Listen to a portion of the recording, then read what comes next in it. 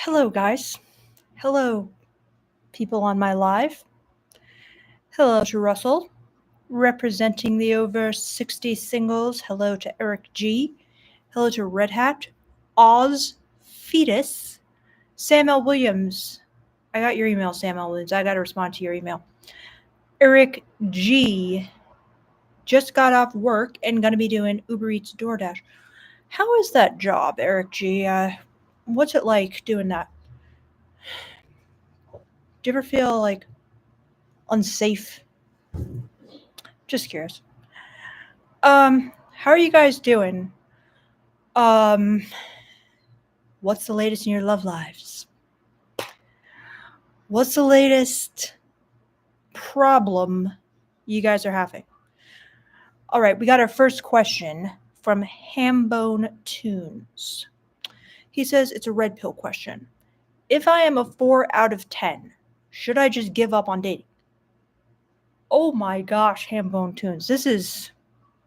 You need to switch this from a red pill question to a black pill question, okay? Should you just give up on dating? While you're still breathing, you should not give up on dating. In my opinion, okay? You're going to do whatever you want to do. However, why can't you go from a 4 to a 5? There's so much you can do. Once you're 5, you're average, okay? I mean, you can inch up the scale. I mean, there's so many black pill consultants nowadays. You can get hair piece, you can do hairstyle, you can do micro needling, which my friend is doing right now. You can work out. There's so much you could do, Hambone Tunes. Why would you give up now? I mean, you've already got a pretty good base. It seems like 4 out of 10. Hey, that's not bad. All right, you're basically average. So that's like where the majority is, right? Like on the bell curve. So, yeah. Silly, very silly, Hambone. Why do you think that your only option is to give up? Why can't you inch up little by little? And also, while looks are very important, okay, looks are not the only thing that's important. You know, these red pill guys out here, they've been getting dates without looks for a long time, okay? They haven't been working on their looks. They just think it's all a game, right? So they've been studying their pickup skills. I mean, there's so much you can do, Hambone. Why?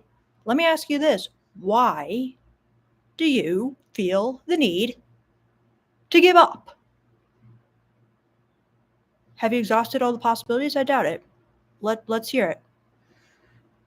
Eric G says, I just started 5 days ago and it has been unsafe in LA, but it's where a lot of the money is, but I can still boost my social skills. Very good, Eric G. Using it as an opportunity to boost your social skills. I'm curious, Eric G. How are you using it as an opportunity to boost your social skills? Like, do you talk to people at the door and practice different things with different people? Let us know, Eric G. Very cool. Eric G says, dude, Hambo just looks max, hit the gym, boost your social skills and money. Great advice. Great advice. Sam L. Williams says, haven't had a new women situation come up in a long time other than getting catfished on Tinder. But my friend helped me catch it early on. Very good, Sam L. Williams. What was the tip-off that your friend caught on to? Let us know. All right, guys. So,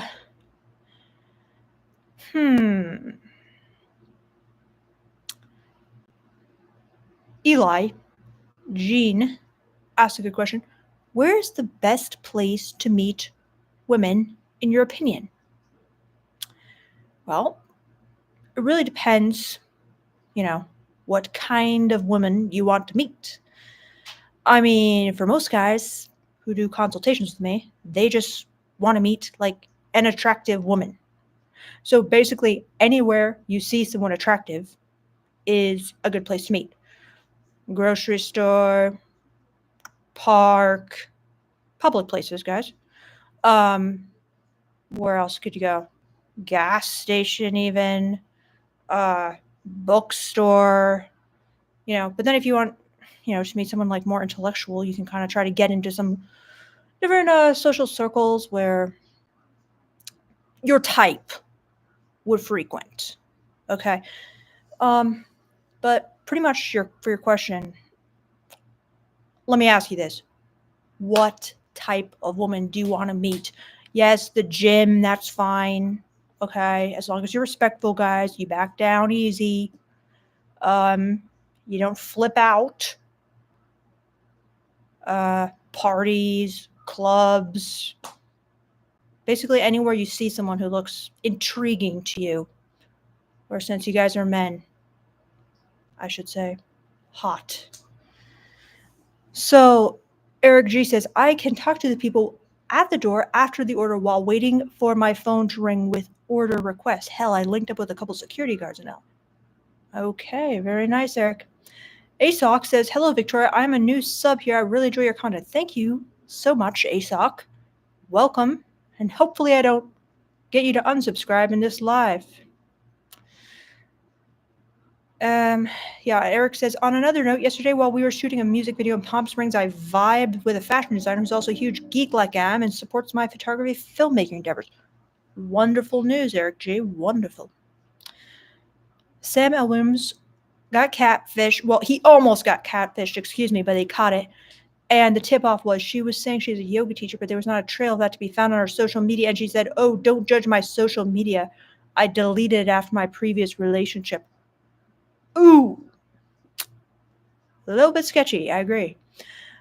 It could be true. Could be the perfect excuse for a catfish. So Russell Cameron Thomas says that his opinion on where to meet women is to get involved with social activities you're passionate about and have a significant number of women. I do mindful dancing 2 to 4 times a week. Very cool. Good idea. Samuel Williams says, he said he got the same exact message from someone else and it was a fake profile. Boom, you caught her. Or him. Who knows? Eric says, my filmmaking director friend saw me hold this conversation with her on a multitude of topics and he said last night, you're real good with women, especially attractive women. Okay. Very good, Eric G. I need like a little button for cheering. Have to be respectful that, sometimes you guys need an outlet to brag about this or that. So this is not really the female culture way of things to just brag about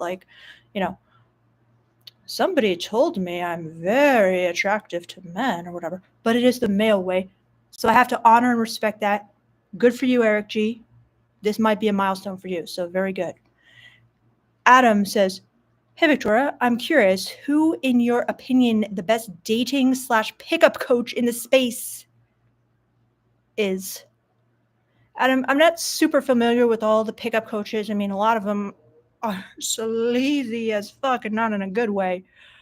And a lot of the YouTuber dating coaches I've seen, I hate. Okay. So I have watched, sample videos from this guy and that guy and this dude. And sometimes you guys send me them. We watch them together on the lives. So I've gotten kind of like a tasting. But I haven't seen anyone who's like blowing me out of the water. Okay. Who do you think is the best, Adam? And let me ask that to all you guys in the chat. Who do you guys think is the best? Excluding myself, all right? Because besides me, I'm not saying you were going to say me, but let's just leave me out of this. Who do you guys think is the best? Eric says, he also knows I photoshoot with local models in SoCal, and I'm committed to the multimedia realm that he wants to keep working with me and that we can go out more. Very good, Eric. Eli says, thank you. I'm worried about talking to them and them saying they are not there for that. Example, I'm just here to shop, do gas, read. Well, Eli, they aren't, I mean, just face the facts now. They are not there to be asked out. They are there to shop, to do gas, to read.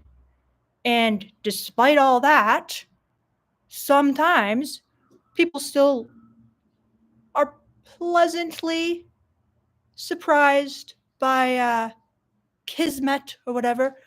They meet someone while they're not there to meet someone. So please accept that no girl is really grocery shopping, doing gas, or at a bookstore hoping to meet a guy. You have to do it anyway, okay? You have to think of it as just, I talk to strangers, I meet strangers, I connect with strangers all the time. And sometimes they're going to be annoyed. They're not going to be into me. They're not going to like it. And that's okay. I just try to make their day a little bit better, give them a genuine compliment, and say, have a great day, be on your way. You know what I mean? Do not expect that every time you ask someone out, it's going to go well. Like, sometimes strangers are just like, who the fuck are you? You know what I mean? I know because I did a rejection therapy, maybe thousands and thousands of rejection therapy things. You just meet, you talk to strangers, you ask strangers outrageous stuff, you ask strangers out.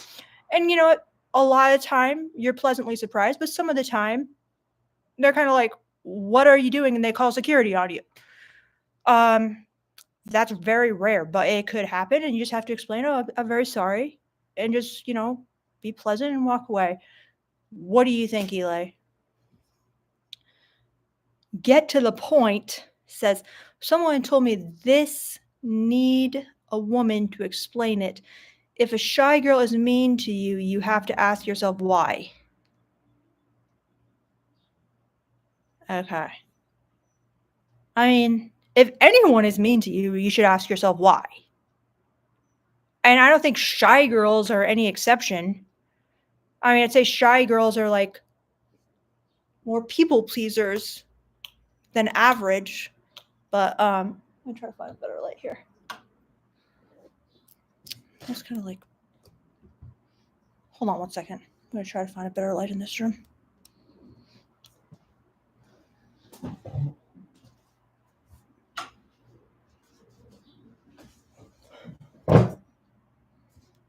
So,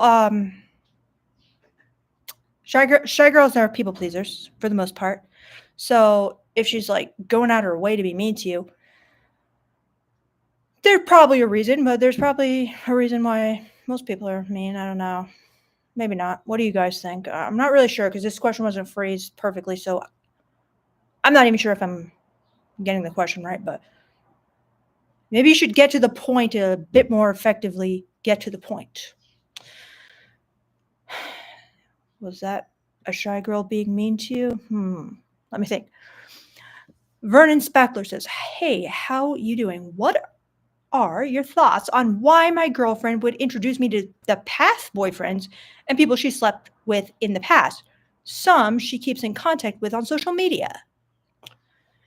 Well, I mean, this is not like as shocking from the female perspective as it is from the male perspective, okay? Like, this seems very natural to a girl. Like, we're not like, I guess, correct me if I'm wrong, but it seems like guys they don't like when girls do this because it's almost like making them insecure, or they're feeling threatened, or maybe they feel a sense of like, you know, ownership. I don't know. You guys maybe could fill it out to me, but to a girl, it's very normal. You're thinking, one, maybe I can make my current boyfriend a little bit jealous, a little bit competitive over me, and on the other hand, she might just be a curious person. The stereotype is girls like to go in depth into relationships and know all about the past and people's lives. So it's kind of like a natural instinct to want to show you her past and to know about your past as well. But for guys, it seems to be very different. They don't want to hear about it, most of them. Okay. I don't know why. You guys could tell me that. You be my male gaze coach. Tell me, why does it bother guys so much? Is it threatening? Is it kind of like, oh God, how do I measure up? Oh God, maybe she could get back with one of them. And it's like guys have it a little bit, well, I shouldn't say a little bit, a lot harder when it comes to securing a girlfriend. So it could be more threatening. What do you guys think? So GER says, hey, I like your comments. They generally helpful for us guys trying to figure out women. Cheers. Cheers. Thank you, GER. Eric says, just get a soundboard instead of emoji bonds. Good idea, Eric. Very good idea. Wizard Z says, would you recommend paying for premium memberships on dating sites like Hinge and Coffee Meets Bagel? I don't really know like all the perks that gets you. Personally, I would try it. Like, I actually had Tinder Premium back when I was dating because I like swiped through like everyone. And you could get like more matches. They changed it since I stopped dating, but I would try it. You get what you pay for sometimes, so it could help. But if it's not working for you, just cancel, right? What do you guys think? Maybe one of you guys has actually had these premiums. Cinco super chatted me. Thank you so much, Cinco. He says, hey, my non-leather life, I am curious about your opinions and or general thoughts on the black pill. Great question, Cinco.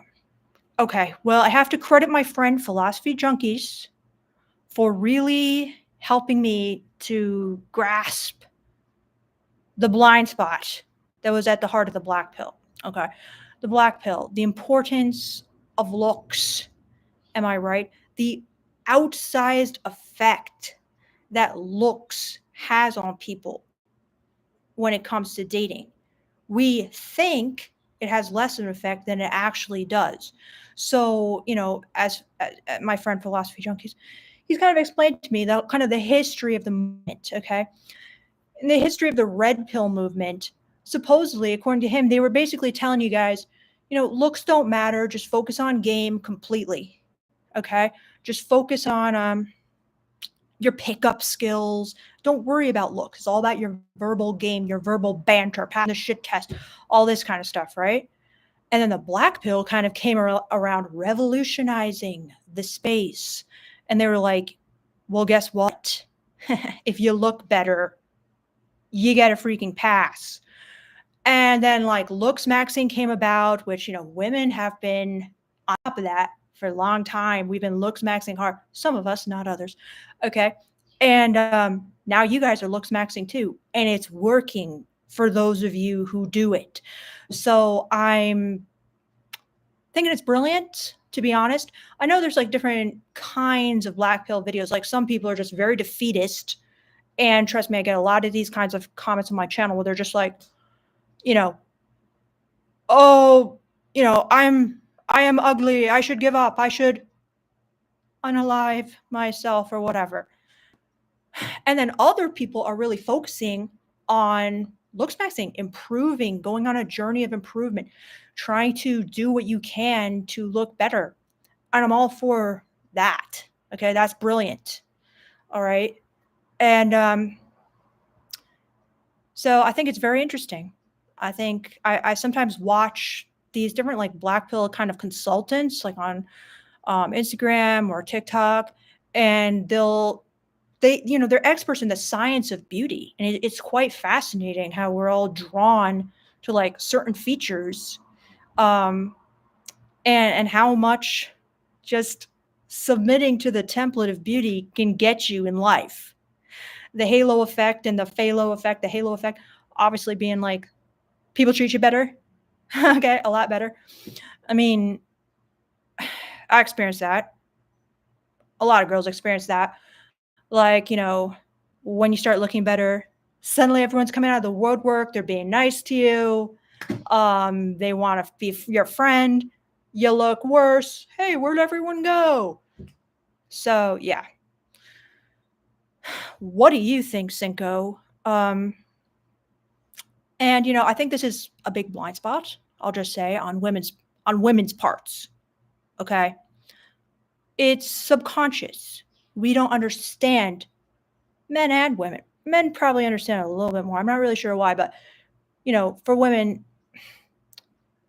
the verbal stuff is important to us. The relationship skills are important to us, and looks are important to us too. But for whatever reason, we kind of don't perhaps want to see, or we want to attribute more importance to other things other than looks. So there's a big blind spot there for women. But honestly, I tell you guys constantly, work on your looks, Maxine, okay? Get a wig if you're going bald. You don't have to. My boyfriend looks amazing without a wig. But have you seen the before and after transformations? I mean, sometimes these people look like a new person. They look like 20 years younger. So, yeah, I'm in support of it. I'm a fan of it for the most part. And as far as it goes to improving your looks, what do you guys think in the chat? Cinco, what do you think? What's your opinion on it? Everyone else, weigh in, comment below. And thank you so much for the great questions, Cinco, and the super chat.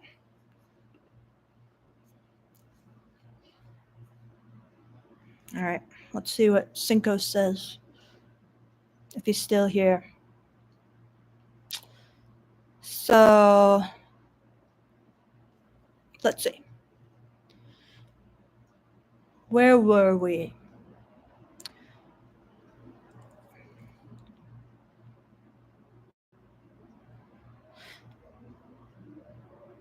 So Eric says, I'm not a pro, but what I'm a pro at is empathizing and humanizing people just by simply acknowledging women are just people, not aliens. Lol.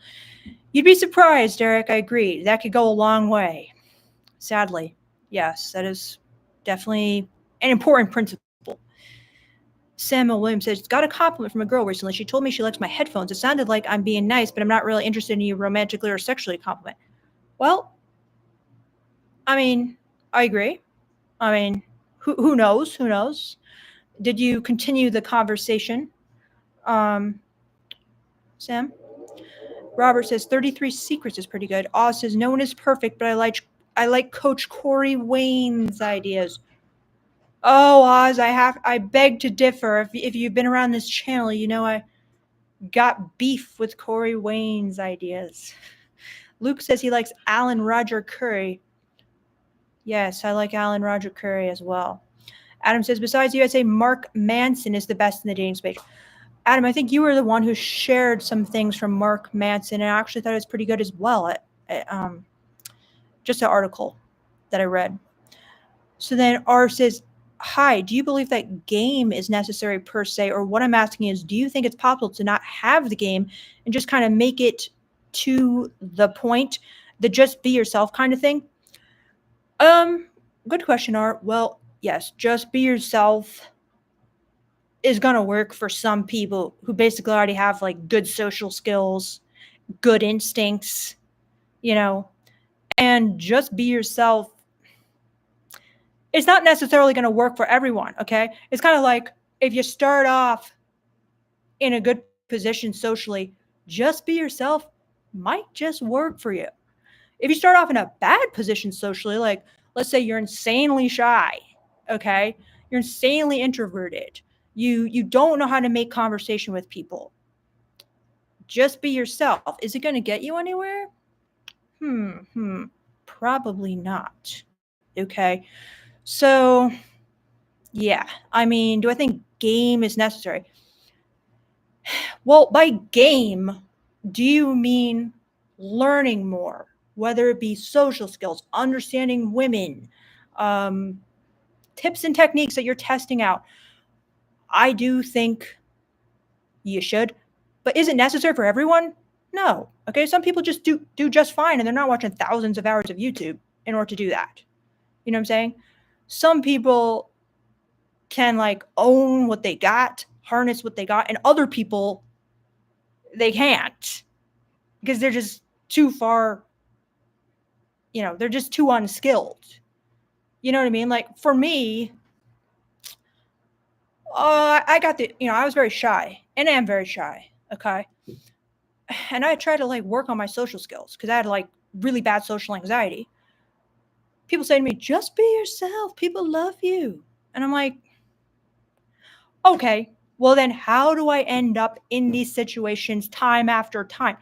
Just being yourself is not so simple for some people as it is for others. For some people, it's like, just shut off the brain and I'm myself. I'm always myself. For other people, it's not that simple. Do you know what I'm saying? Which one are you? Okay. Just be yourself. Yeah, sometimes I'm myself. But if I hadn't like got a social skills coach and read a bunch of different self-help books or whatever, just being myself, I don't know, wouldn't really have got me very far, because I was making a lot of mistakes. So what do you guys think about this very interesting question? Jerome Houdon says, I want to say, you have given me a better understanding of how to be a man. You have a great way of communicating what women want. Also very charming. Thank you very much, Jerome. I really appreciate that. Now, was I being myself and was I charming, or was it only because of what I learned? I don't know. I guess we'll never know. Thank you so much, Jerome. And that's not to say I'm some kind of expert at this point. Honestly, I'd like to get a social skills coach. If any of you guys are great at social skills, give me your tips because I'm not. So, Eric says, game goes beyond women, or it's how you navigate life around your business, your job, dating, sex, traveling, social MS. Yeah, could encompass a lot. I agree. Ken says, read Owner and Owned recently, and that book truly resonated with me deeply. Oh my God. Ken, wow. First of all, congrats on reading that. All right. I don't make it so obvious, that book. Sometimes I mention it and I kind of mumble it. And the people are like, what was that book you mentioned? I'm like, oh, nothing at all. So you found it, Ken. So he says, how would I go about meeting or initiating a woman into that kind of relationship? Obviously not as extreme, but on the spectrum. Well, Ken, many women would be into that kind of relation. I'm not saying all. Please do not say I'm saying all. But many women are into being submissive, okay? So you got to find someone kinky.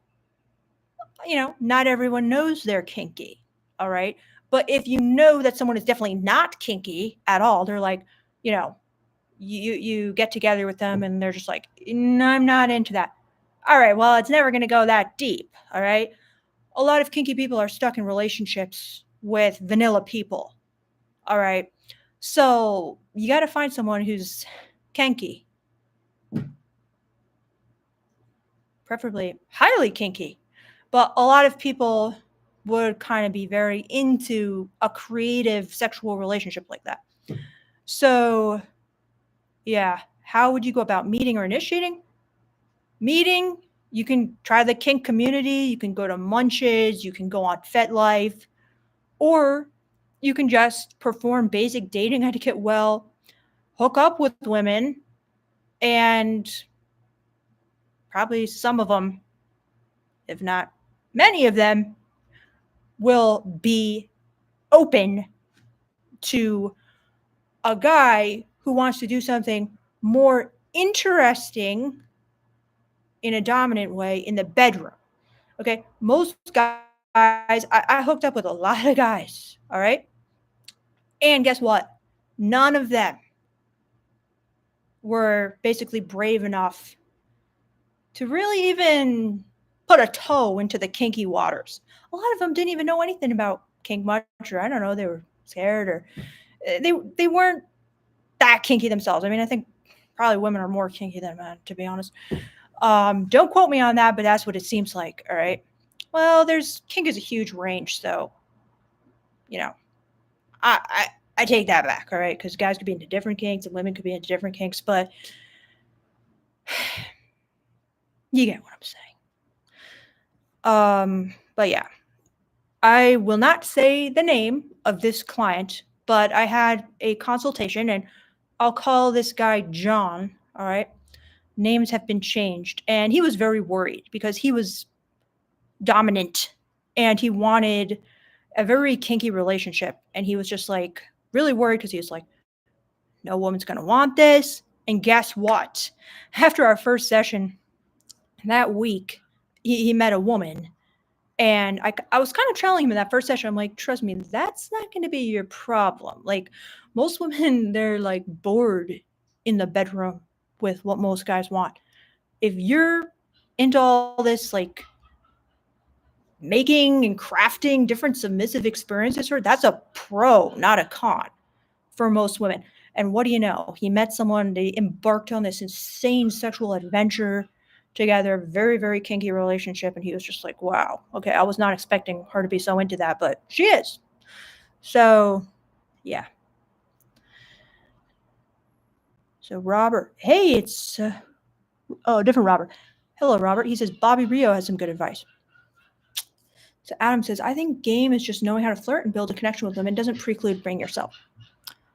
Yes, it doesn't have to. I agree.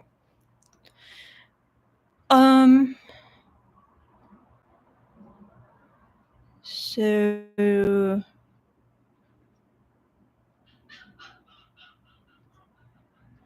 JB says he refuses to meet a man who was inside his girl.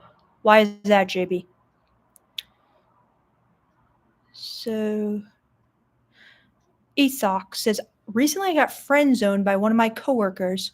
I'm not quite sure what happened here, but anyways, I was curious to research on why this happened to me, and your videos were making a lot of sense. Oh, that's great, Asoc.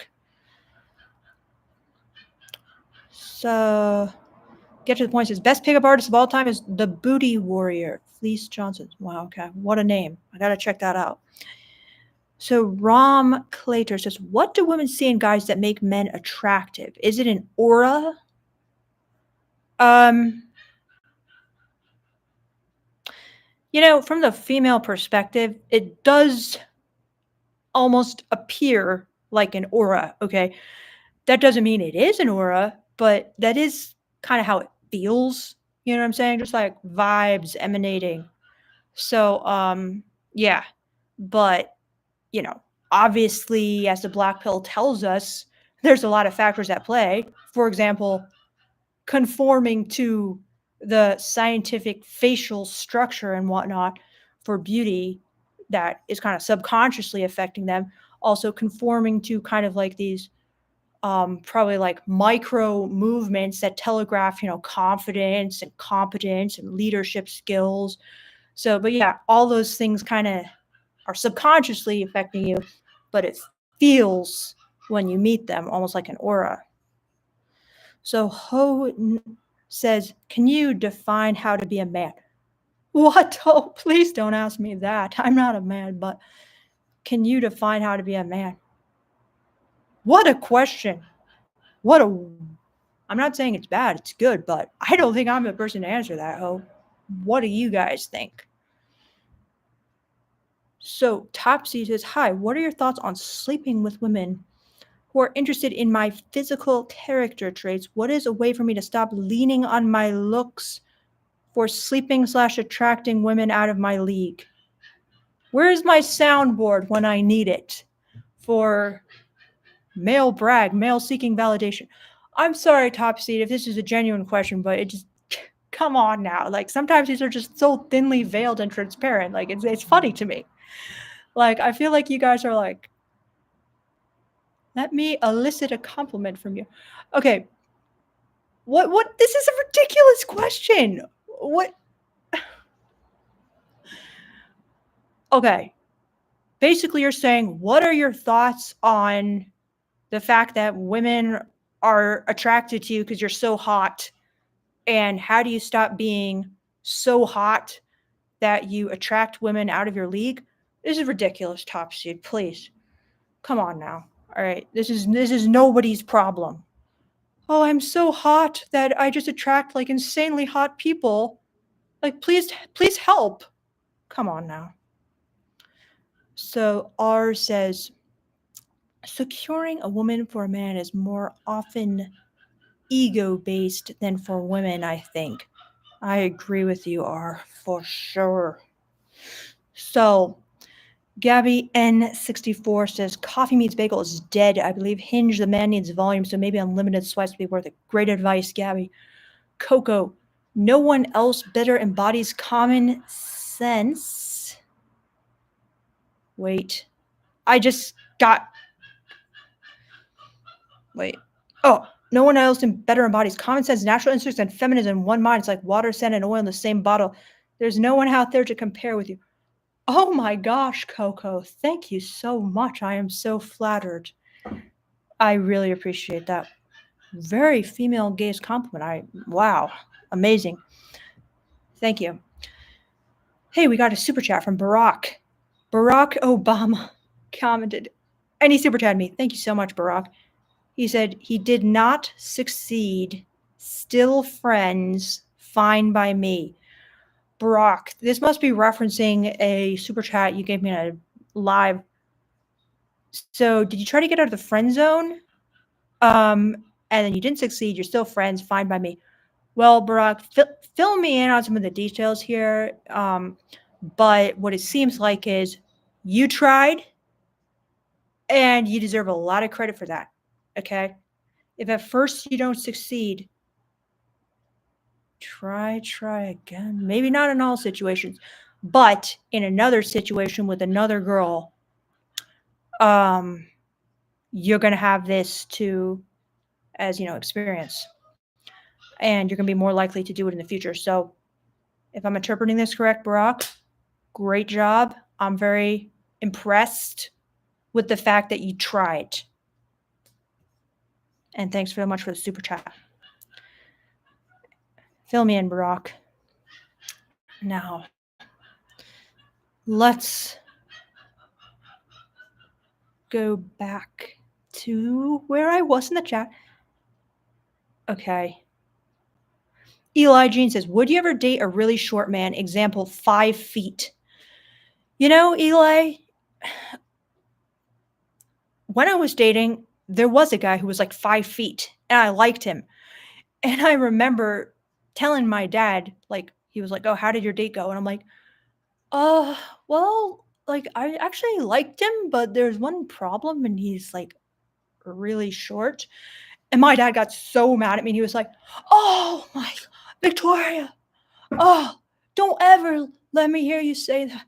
If I had cared about height, like, basically he told me, I would have never met your mother, because my mom's like pretty short. And he was just like, yeah, height is the last thing that matters and stuff. And he was like, I was concerned about that too. Like, I thought I wanted a tall woman, and then I met your mom, and if I had cared about that, like, we never would have gotten together. Anyway, so would I now date a really short man? Yes, I would. Okay. When I was in my early 20s, more insecure, I was heightist. I was prejudiced. Okay. And I was scared. I was nervous. I'm like, what will people think? And how will I like feel like a man, like hulking over him and stuff? Now I realize that it doesn't matter. Okay. It really doesn't matter what other people think. What matters is your relationship. But yeah, it takes a little maturity, I feel like, for many women to see that. Well, it's heightist. but it's kind of like accepted among women. It's not good. But yes, would I date one now? I would, if I was single.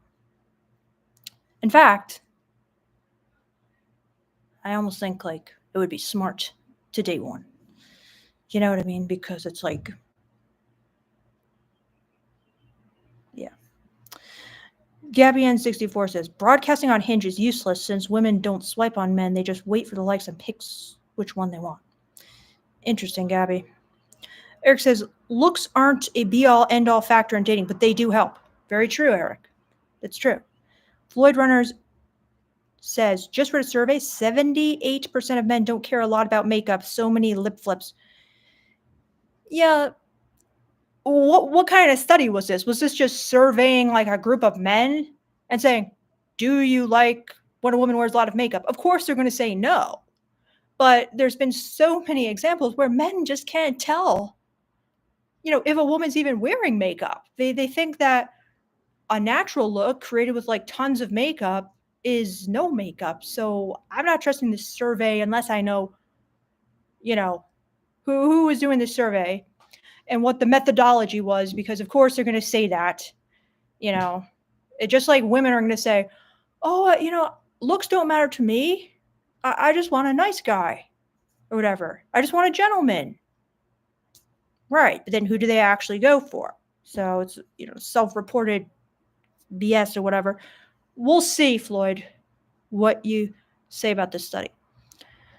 So Ram says, what do women see in guys that makes men attractive? Oh, we already did this one. So Gabby N64 says, what happens when the woman finds out the man is wearing a wig? I don't think it's going to be a big deal. I think the woman will appreciate more that you look hot in her Instagram photos or whatever than, oh, he did some kind of cosmetic enhancement. Women are doing a lot of those things. A lot of women wear wigs, so they're not going to be too shocked, too horrified. They're not going to dump you when they find out. It was all like in a romantic comedy. This is like the plot point where it's like, what? It was all a lie? Your hair was just a wig? That's not going to be like some kind of massive conflict, in my opinion. But, who knows? I think it's going to be fine. So, Tig, hey, we got a super chat from Barack. Thank you so much, Barack. He says, I asked her for skincare advice, fashion woman points of view. Asked her the best response to her saying she has a boyfriend. After her answers, I shot my shot.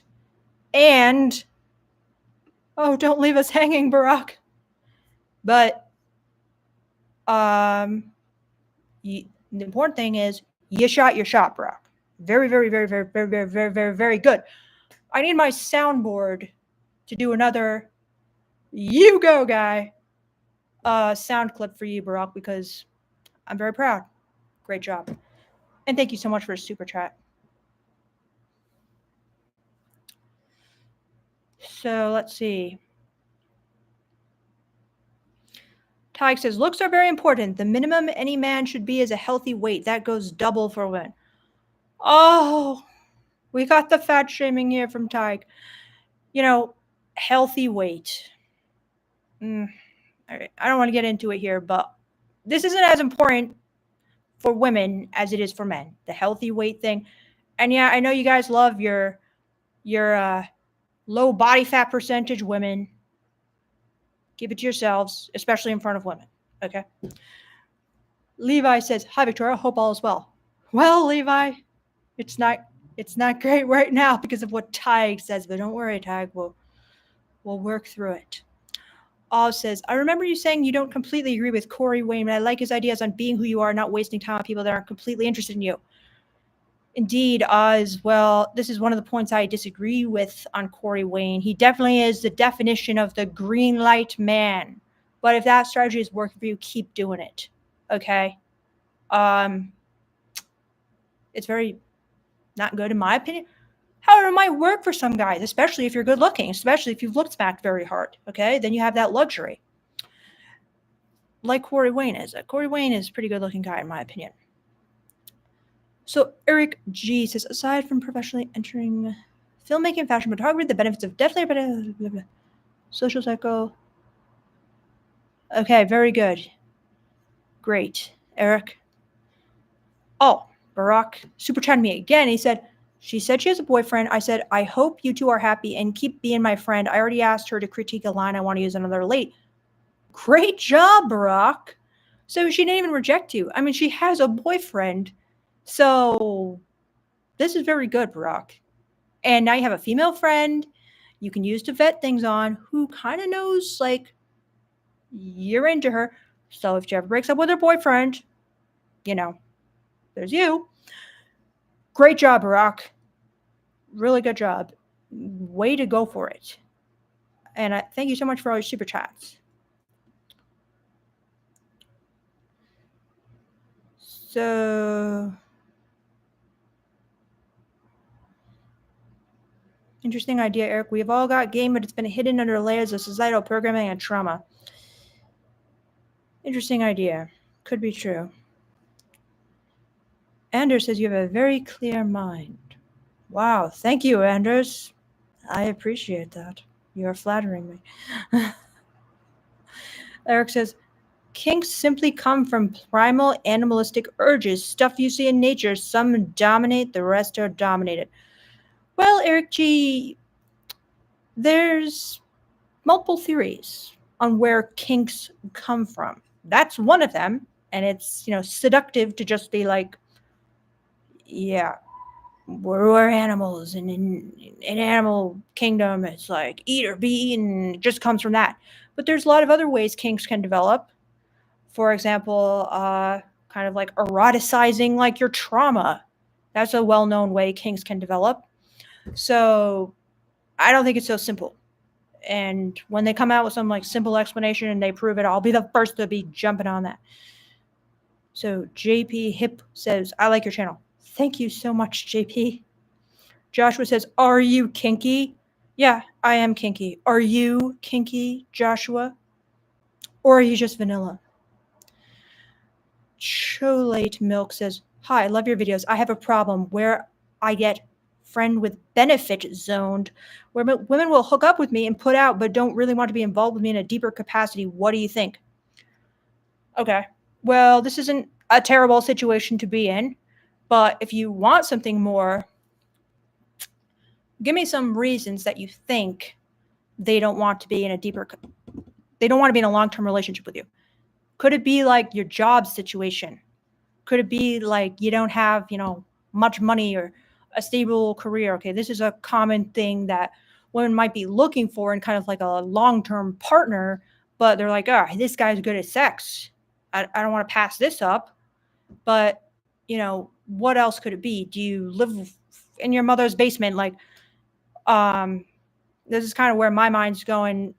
But what do you think? If you had to give me like 5 guesses on why women don't see you as kind of like marriage material, what would it be?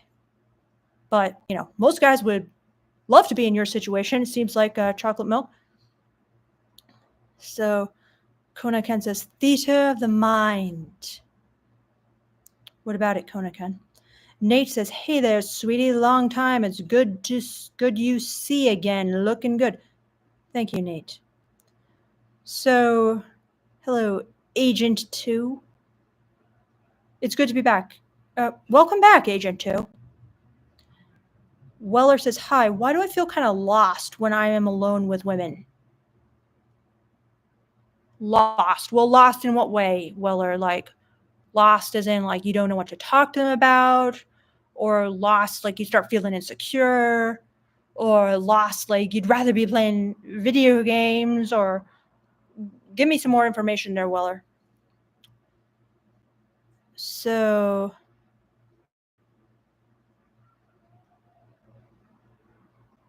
Jennifer Y. Welcome, Jennifer Y. Sorry it took me so long to get down the chat. I'm just seeing this.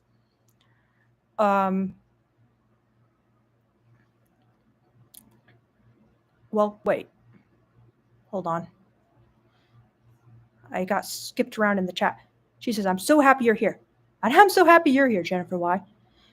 Agent 2 says, I was on a bit of an adventure for the last few months. I noticed having game is not being someone else, it's being the best version of yourself. I think being your best version is the hardest part. I like that. I like that definition. All right.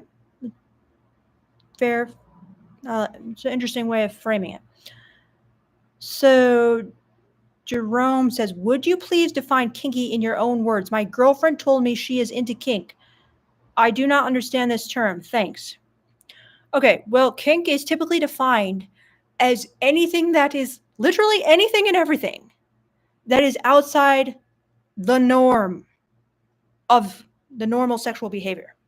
Okay. So normal sexual behavior is basically the guy goes in missionary, comes in like 5 minutes, and the girl doesn't come. All right. So everything else besides that is kink. Yeah, it's a huge umbrella. All right. So when most people talk about kinky, they are talking about BDSM.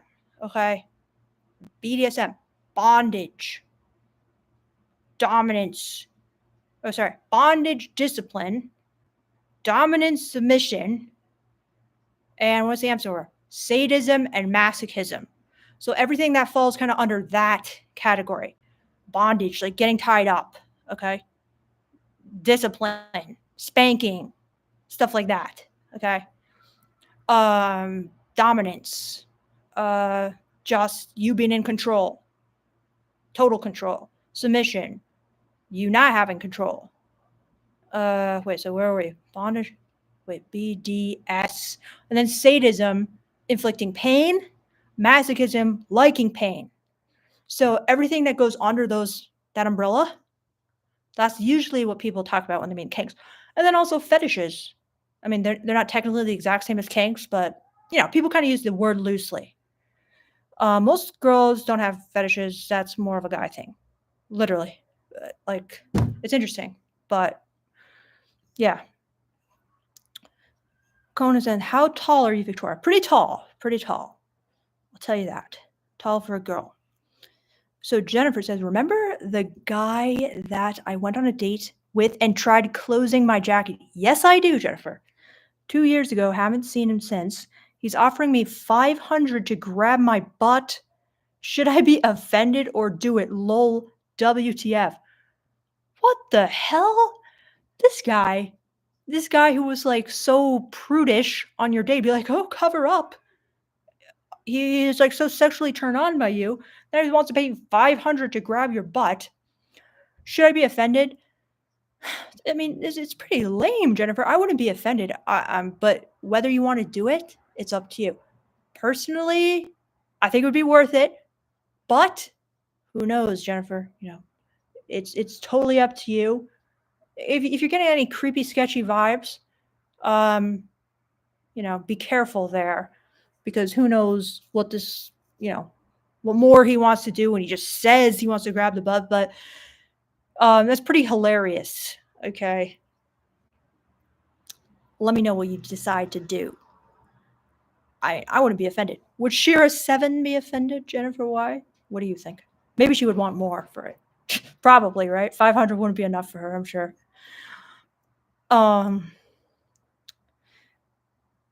So Nate says, I've been thinking about you since last year. Why is that, Nate? Floyd says, even your self-dialogue and the words you use with yourself makes for self-confidence. I agree. Eric says, girls like size. Mic drop, lol. I don't blame them for being heightist. Yeah, I mean, they're scared of being big. That's really where it comes from, in my opinion. I mean, that, and maybe that's not the only reason, but that's a big part of it, but I'm sure there's other reasons as well. Okay. Maybe some reasons where they feel safer with a tall guy because they feel like, oh, this guy could like take on other guys.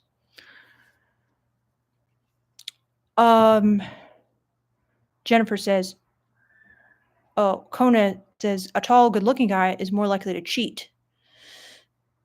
More likely? Probably more likely. But Jennifer says, men say they don't care about makeup, but even curling the lashes makes such a difference. Indeed, Jennifer.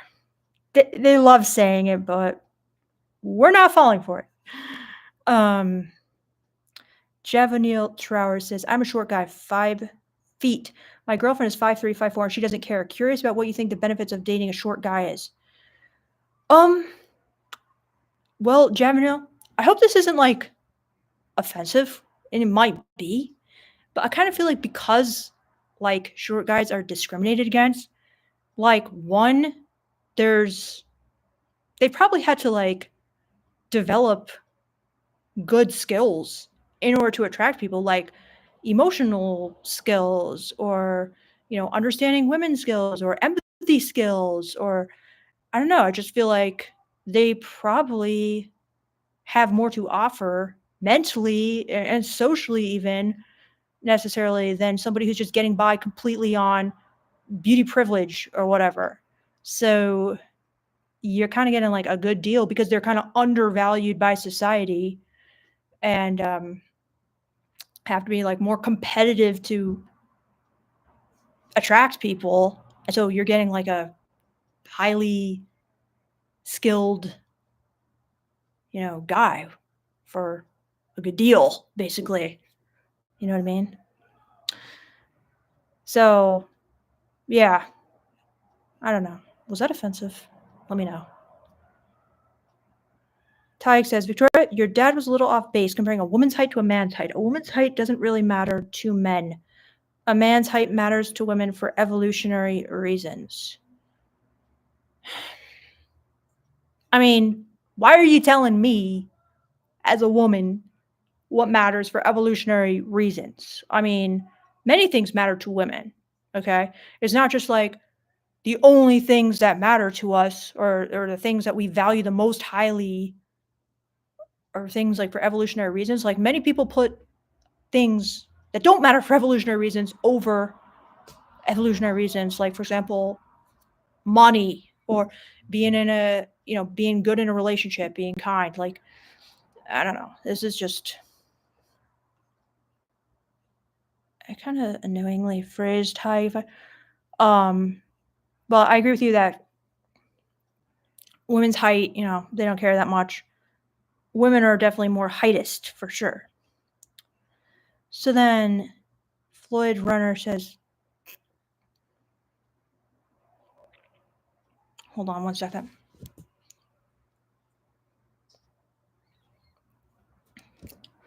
So had a niece says Big Ed from 90 Day Fiance is under 5 feet and fat. I haven't seen him, but interesting. So then this is about Samuel Women's catfish. She was introducing me to her parents. She already turned me down when I asked her out for some fun. She was telling her friends I know. Okay. Well, maybe that wasn't about the catfish. Hey, Rom Clater. How did I miss your super chat? Thank you so much, Rom. I really appreciate it. I'm sorry I didn't see that right away. And Rom, let me know if you have a question because I'm just kind of going down through the chat when I saw your super chat. I hate that I did that because I'm like imagining it in your shoes. You're like, what the hell? Like I just doing this for nothing. But sorry about that, Rom.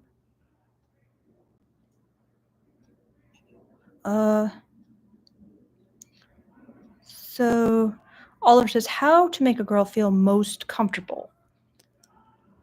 I mean, in what situation? Like in a sexual setting, on a date? Can you give me a little more info on that, Oliver? Troy says, hey Victoria, what is a high lifetime body count for a man in your opinion? I mean, I guess I'd say like 10,000. Something like that, but I don't like think in those terms like, oh God, the body count is climbing. Not too high, please. Please don't have much sexual experience. Whatever you do, don't learn more and more about female bodies and become more and more skilled sexually. Oh no. So yeah, I'm not really thinking about it like that because I'm sex positive, Troy, and you guys should be too. All right. Stop like cowering in bed at night, like worrying about the body count. I'm not saying you're doing that, Troy, but a lot of guys are. All right. So Barack says, enjoy my money. Thank you, Barack. I will try to put it to good use.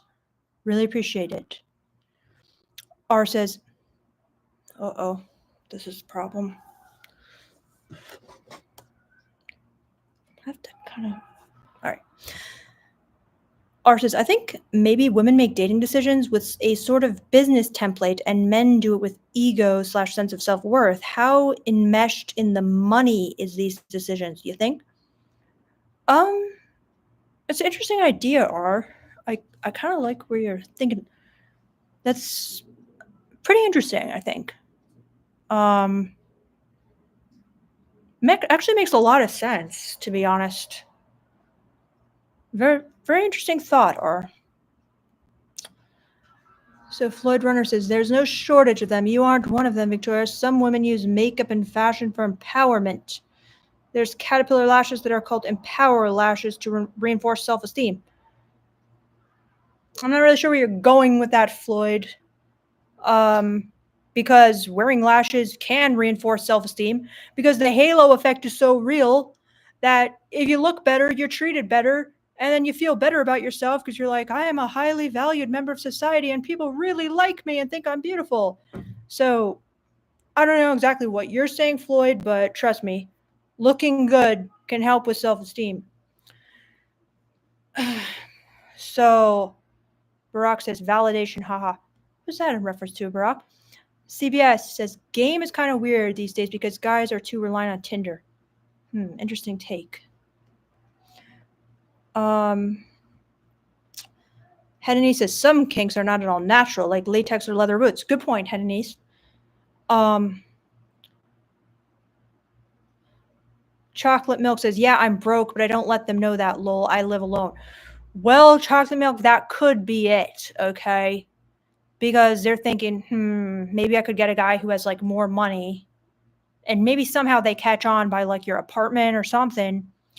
But the good thing is you've got the skills that women like you, okay? So sooner or later, someone's going to want to lock you down. But, yeah, that might be it.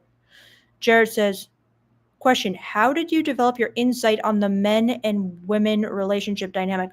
Well, first of all, Jared, wow, this is really bad lighting. My bad. Silly me. Jared says, how do you develop your insight?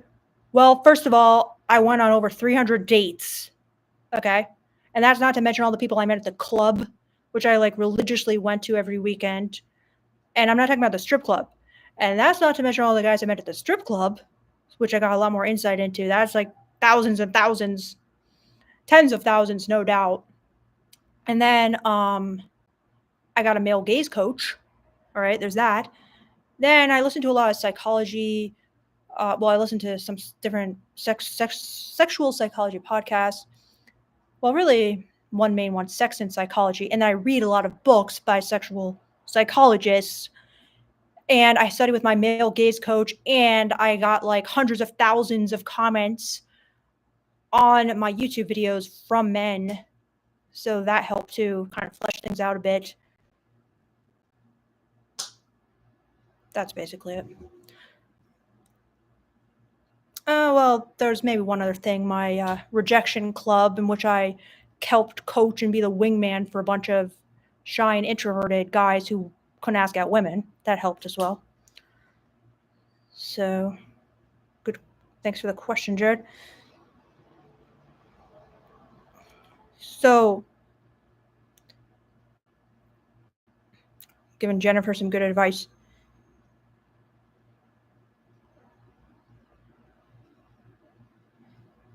So Levi says, what are the best simple and natural looks maxing practices besides hairstyle and facial hair? I assume touching up eyebrows, showing off good characteristics, clothing, accessories.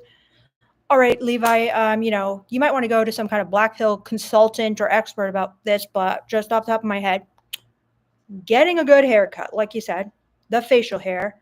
If you're balding, getting a wig, getting a hair system, as they call it. You could do working out. Sometimes you might need to do like losing weight to like chisel the jawline. You can do skincare. You can even do male makeup. All right.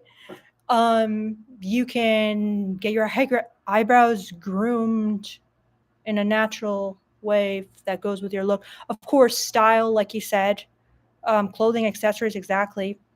What else could there be?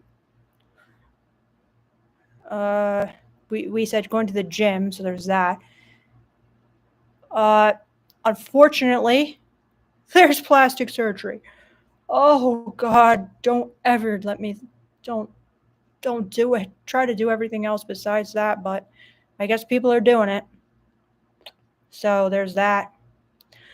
Um, anybody have anything else to add that you can do? You could dye your hair. So Jevanil, I'm probably not saying your name right. How do you say your name? Jevanil. That was not offensive. I've been told by the women that I date that they feel deeply seen. My current girlfriend says she has never felt this in a relationship, and I worked my ass off to be attractive. Exactly, Jeff. That's what I suspected. All right. You had to develop some very highly valued skills to women that guys who have life on easy mode never had to develop. Okay. They got what they wanted, which was the ability to get sex, and they just coasted. All right. So you're going to be able to offer things to women that they deeply crave and aren't going to be able to get from guys who just were like, Chad or Tyrone from birth, right? So, from birth. CVS says, what camera do you use? I don't mean to be rude. It looks like shit, but in a cool, nostalgic kind of way. Well, it's just actually my computer and terrible lighting. So yeah, thank you, I guess. CVS. Sam says, no. This was a girl who complimented me on my headphones. Oh, God. Do I have something on my nose? All right. Not the catfish. I asked her for some fun after I found out she broke up with her boyfriend. I see, Sam. R says, work on your triggers. Good advice. Tyke says, evolutionary reasons are universal reasons. They are things that everyone has to deal with one way or another. Not that they can ever be gotten over, but that's why they are important. So, okay. So Oliver says, how to make a girl feel most comfortable on a date versus a hangout. Well, Oliver, just some basic etiquette. I have a good video on this, I think. I think it's like 10 concrete reasons girls see you as a sexual candidate or something like that. And it's just kind of basic dating etiquette. But that can help girls feel comfortable on the date. Like, for example, you doing the pursuing while setting up the date, you making the plan, you picking a restaurant that she might like near her, you asking questions on the date, you doing appropriate compliments on the date. Okay. A lot of guys mess up with this and they do bad compliments. I've learned that. All right. So that must be where the advice is, just don't compliment at all, because it's easy to mess up. But you giving compliments, you asking her questions about herself, you kind of like escalating touch in kind of socially acceptable ways. You asking to kiss her at the end of the date, you following up by text, just basically doing the dating etiquette correctly will make her feel comfortable, will make her see you as a viable sexual candidate. You paying, if it's a first date, for her meal. And yeah, these are things that make a girl feel comfortable. Is there anything else I've missed? Those are the basics, yeah. So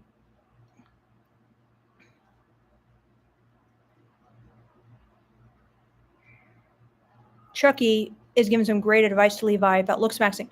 Weight and muscles, posture, body language, vocal training, face body language. Also, I believe practicing flirting can make you look nicer. Great points, Chucky. Wonderful points. That's so true. We got a looks maxing expert here. And that's you, Chucky. Sam says, she told me I'd get along with her younger brother, again getting the vibe that she sees me more as a friend, and there really isn't any attraction here. Yes, that's not necessarily very good if she just says, oh, you'd be perfect for as a friend for my younger brother.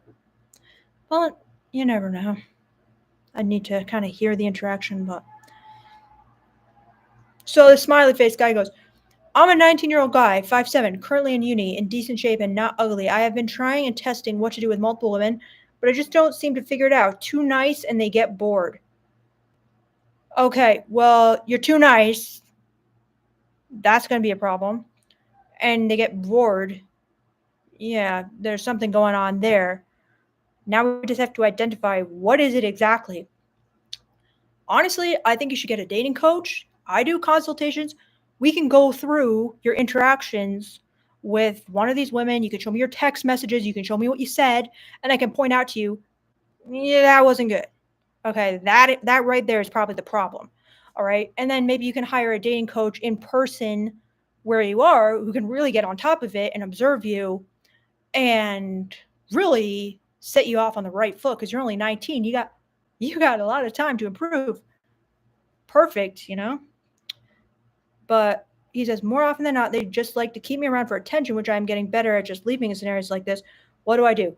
Like I said, you need some feedback, all right? Because you're too nice, but you don't know what you're doing exactly that is too nice, it seems like. Like, it's something having to do with too nice, but, like, I could literally pinpoint it for you. Like, I've seen many too nice mistakes that guys do. So, yeah, I do $60 consultation. You don't have to get one with me, but I would get some real feedback from somebody who does this semi-professionally or professionally.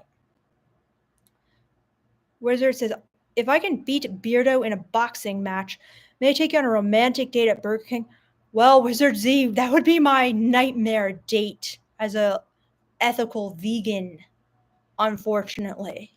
So, I could never go to Burger King. Okay. Kona says, did I meet you at Confetti's in San Diego or whatever back in the 90s? I doubt it. That would have been very weird because I was probably like a child, a tiny child. So RSL says, is it always better to flirt with a girl over text all the time rather than just make combo? No, it is not. All right. It's better to get on an actual date. Don't do so much texting. Text in order to set up the date. If you flirt too hard, it's like she's almost less likely to go on the date because it's almost like now she set your expectations up that like you guys are going to be having sex. So the stakes are higher for her to just get on the date.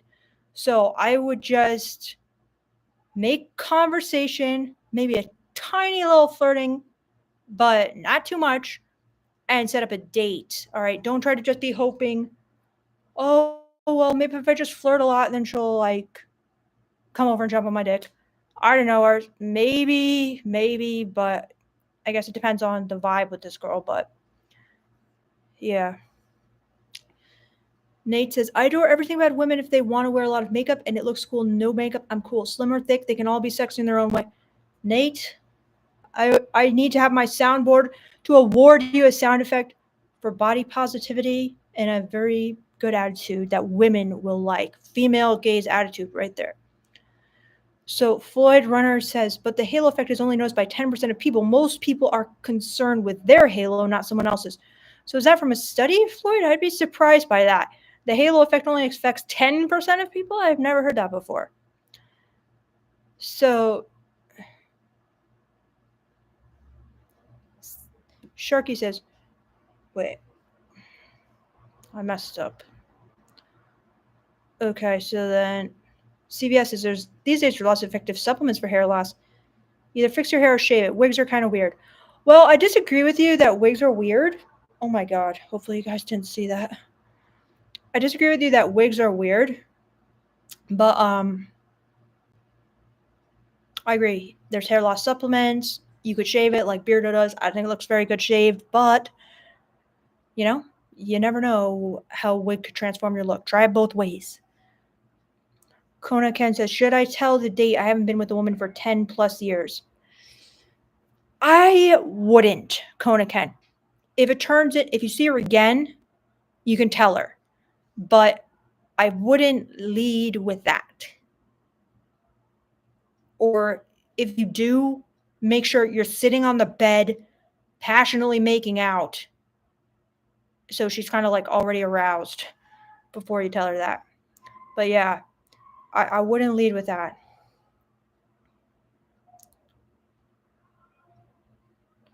Nevin says, hi, this chick I was friends with benefits with ended things because she wanted to be exclusive with a friend.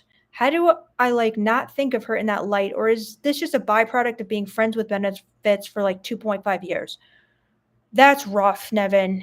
Yeah, I kind of feel like it's natural. It's natural. You've had a friend with benefits for 2.5 years and she just ended things. You know, I wouldn't be too hard on yourself for thinking of her in that light. What are you supposed to do? But it's rough because you're gonna need a new friend with benefits to replace her. And maybe you had feelings for her that were more than friend with benefits, just a little bit. So yeah, I mean, I think what you're feeling is totally normal, natural. And how do I not think of her like that? I would just continue thinking of her like that, but make sure that you really focus on getting a new friend with benefits, or 2 or 3 if you can. Because, if you only have her as your only option, you're going to go crazy. You're going to go desperate. You're going to start, your body is going to force you to think of her like that because it's like, this is my outlet to have sex. So you need some other outlets for sure. So Artur says, what are the best techniques to avoid a rejection during the first kiss? And if the rejection happens, what would be the ideal behavior to handle the situation well? Okay.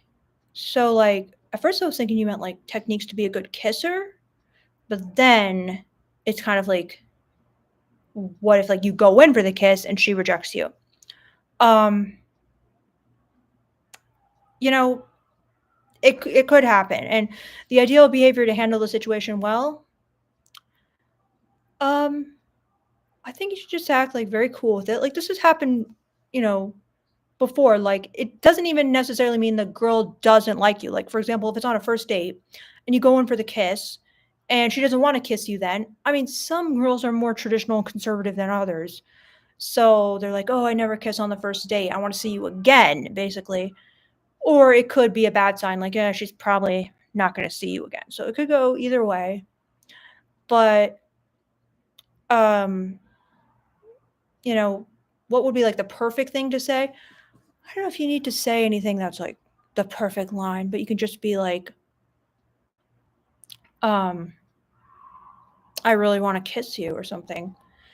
And or you can say, but if you don't want to, that's totally fine. I mean, you don't even need to say anything. You can just be like, oh, okay, no problem. I had a really good time.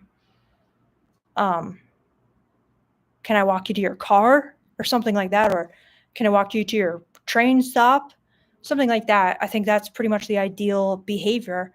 I mean, it's disappointing, but that would kind of be the ideal response for rejection, in my opinion.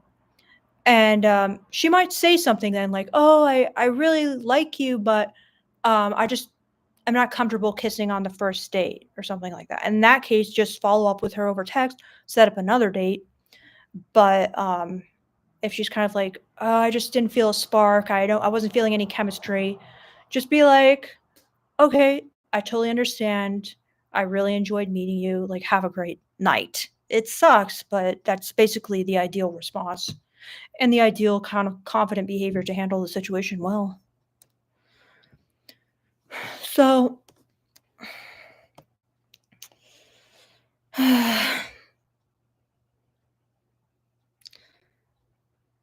So Sharky says, girl says she likes me, but recently broke up with her boyfriend and is not ready for a new relationship. Went on a casual date after class today and went well. How should I proceed? Don't want friend zone. Well, she doesn't want a relationship, but she's still open to casual dating. I mean, this is a great scenario. Just continue dating her. Try to flirt, try to make a move, and maybe she wants a friend with benefits, and maybe it can develop into something more if that's what you want. You don't, girls can say this, but it's basically like, I recently broke up with my boyfriend is basically like, I'm not sure about you yet. Maybe I want to explore other options. I'm open to possibly seeing where things go with you and seeing how I feel. So don't take this like, oh, she says she's not ready. She'll never be ready. Just continue doing this casual date stuff, flirting, kissing, making out, and feelings can develop pretty quickly for a girl. So, yeah. Oliver says, thanks for the advice. You're welcome, Oliver. If it was for me, I'm not sure. Wojak says, if a woman doesn't laugh at your jokes, is it over? No, it's not over. Like, this is definitely kind of a male blind spot. Like, they're very fixated on the woman laughing at the jokes. But, there's many reasons women can be cold and standoffish at first. They have their guard up. So don't take this as like, oh my God, I made a horrible joke and she didn't laugh at it. It's over for me. Like, this is just so guy thinking in a nutshell, in my opinion. But no, it's not necessarily over. However, it is kind of a bad sign. Like, let's say you're just, if the woman's just completely stone faced and rolling her eyes, basically, probably doesn't like you. But you never know. Sometimes hate can turn into crazy good chemistry. Enemies to lovers, as they say. So, Jerome says, what was your end goal while stripping? What was your success criteria that you had set up for yourself? I didn't have an end goal. My end goal was just to have fun, basically. I didn't have a success criteria that I had set for myself. Like, when I make $100,000, then I will get out of this horrible career. I will leave this industry for good and join a cult, a Christian cult or something. No, I was not thinking like that. I was just thinking, I enjoy dancing. I enjoy this. I'm learning. I'm having fun. This is awesome. Yeah. Axner says, why don't you do the reactions to videos on these streams? Sometimes I do, Axner. Sometimes people send me a video. I'm like, all right, guys, let's do this thing. Let's do the damn thing. So, yeah, if you have a video that you want me to react to, send it to me, and we might do it. JB, thank you so much, JB, for your super chat. Really appreciate it.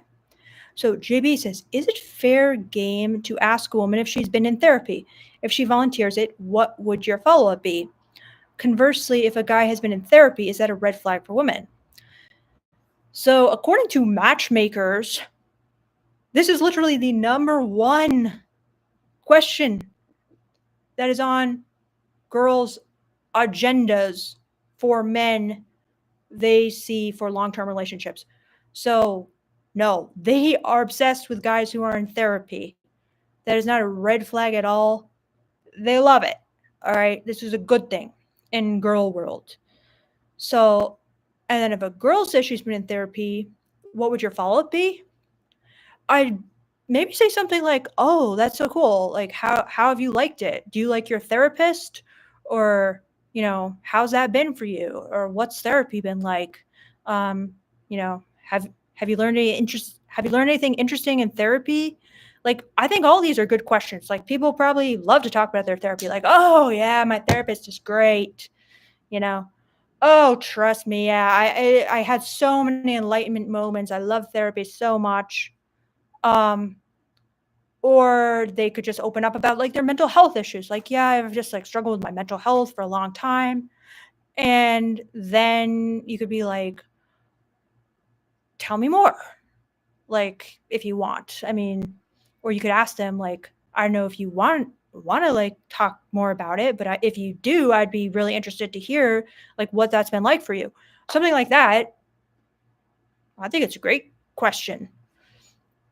And then if you say like, or you could say, if you've also been in therapy, like, oh, I'm in therapy too. I've been doing therapy for like 10 years now or whatever. Or I've been in therapy since I was a kid. That's so cool. This kind of thing. This is a good conversation about therapy, in my opinion. What do you think, JB? And are you thinking like, oh no, she'll know that I'm damaged or broken? Or what are you thinking that is making you fear, perhaps, that it could be a red flag? I'm curious, JB. And thank you so much for your super chat. It's a great question. So Willie says, where was Willie? Where was Willie? Willie.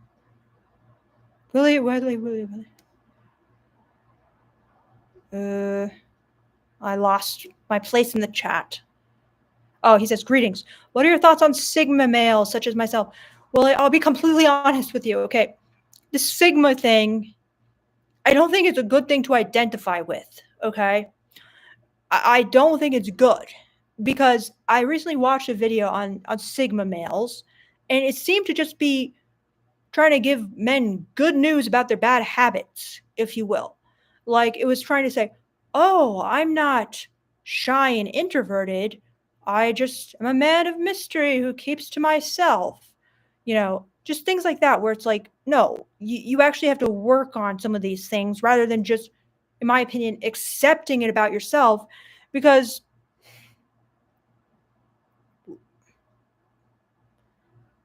I mean, why would you need to like identify as Sigma if what you were doing is like working for you? I don't know.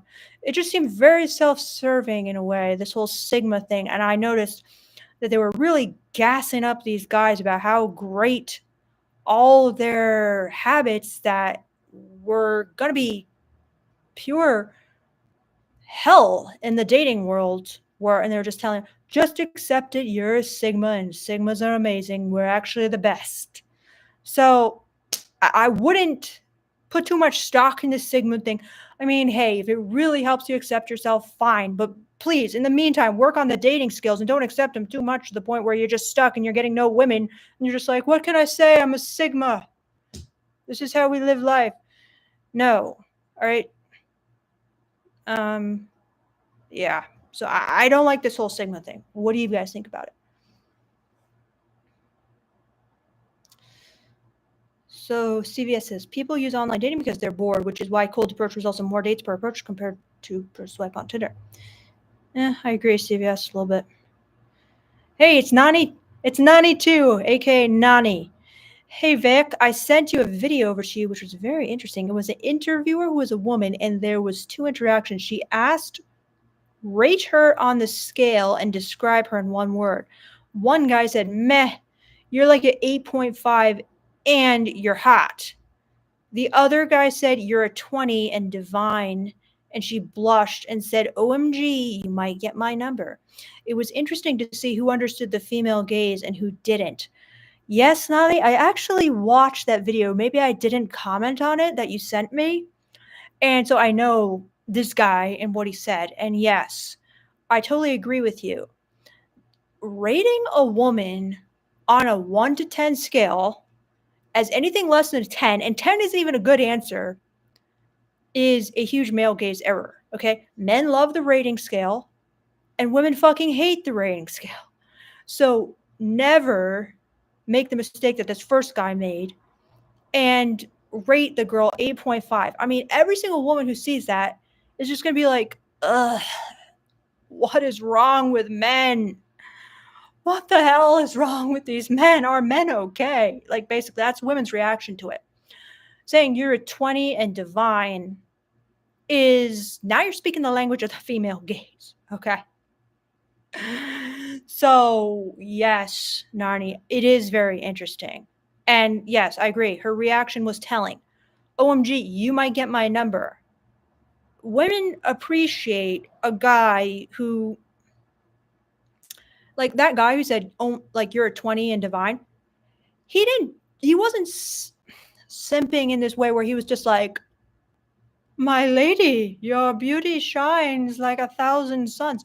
No, he was looking at her in like a sexual way. He was kind of like, like, damn, girl, like you are fine. But he was also complimentary. And this is a kind of guy that women feel safe with, safe to let down their guard, safe to be sexual with because they know they'll be appreciated sexually. So, yeah, it was a very interesting video. I agree. And yes, I agree. That guy, the second guy, the your divine guy, seemed like he had a natural knack for understanding the female gaze. Like, he didn't seem like he was looks maxing or doing anything too extreme in that regard, but it's like everything that came out of his mouth was something that women are going to respond generally much better to than much of the other stuff that comes out of men's mouths. So he seemed like he was almost a natural in his verbal game, and yes, had a natural understanding of the female gaze in a sense. Like maybe he doesn't consciously understand it, but he oh sorry, I thought there was somebody nude outside my door. He kind of just aligns with it. You know what I'm saying?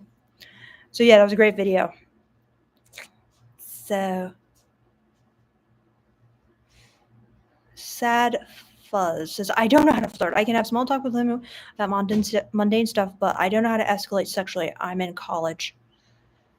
Okay, Sad Fuzz. I can help you with the escalating sexually part. Flirting, there might be some good videos on flirting out there. You could even hire like a flirting coach possibly, or find a friend who's really good at flirting and be like, please help me, please watch me, please give me feedback. Something like that, okay? But it's good that you're identifying this problem you're having now in college where you can nip it in the bud. Yeah, small talk with women about mundane stuff is not going to cut it. You need to insert some flirtation and some compliments in there. So you need some feedback as well, Sad Fuzz. I do the consultations, mynonlittleLife@gmail.com. Or you can just look in the description. And you don't have to hire me. You could hire somebody else. But you need to get some feedback because, trust me, it's going to go nowhere. Mundane stuff. People talk about mundane stuff with their friends, the strangers, boomers, people at Walmart. Like, this is who people talk about mundane stuff with, all right? It's never going to turn into a date if you're just mundane stuff in it. So, yeah. So, Levi says, thanks, V. Looks maxing. Jawline is strong. I'm kind of slim. I've been wanting to taunt for a while. I'll probably do that. I like clothing and accessories and being healthy inside and out. Chucky G mentioned body language, voice, facial expressions. I feel they can fall under being healthy. That truly good physical and psychological health can express those things. Does that seem true? Well, I don't know about like this health thing, but psychological health, I guess I agree with that, the less you're kind of like betraying like your insecurities in the way you talk, the better it's going to be. And an interesting hypothesis about the physical health thing. But yeah, I agree with the psychological health thing. But also, I think it could come from experience. Like, it's like a weird circular thing because it's like the more you have experience, the more you're going to act in a way women like. And the more you act in a way women like, the more you'll get experience. Something like that. So Nate says, I went in for a kiss. She dodged me like Neo on Matrix. I started laughing and she started laughing too. Oh, that's a good one, Nate. I kind of like that. That's actually a pretty good response. I could see that going over pretty well. Bojack says, if a woman doesn't laugh at your jokes, it is... Oh, this is the same question. So Wizard says, am I an idiot for stating on my dating profile that I haven't dated in a decade to focus on me? I want to come off authentic from the start and have a sense of pride to just be myself in every front. Wizard Z, I'd have to see the exact profile. My instinct is don't do it. It's... You haven't dated in a decade. That's pretty much telegraphing I am asexual. I am out of practice. I am not in demand. I don't want to say like you're a loser because I'm sure you're not a loser, okay? But that's kind of the vibe it's going to give women. You know what I'm saying? So I know you want to be authentic, but like I said, sometimes be yourself isn't always the best advice. But even if it doesn't, you can stick to your be yourself strategy and see how it goes for you. And then if you're just like, this isn't working at all, you can switch it up. You know what I'm saying? Because, hey, maybe being yourself will work for you. But I don't know. I wouldn't do it, Wizard Z, personally. R says, actually, I suppose the idea of a woman tethering their sense of self-worth to a man in partnership would go against every feminist principle that exists. Sorry if I have a rude tone here. I might have missed the first part, R. Maybe an elaboration of your idea. So...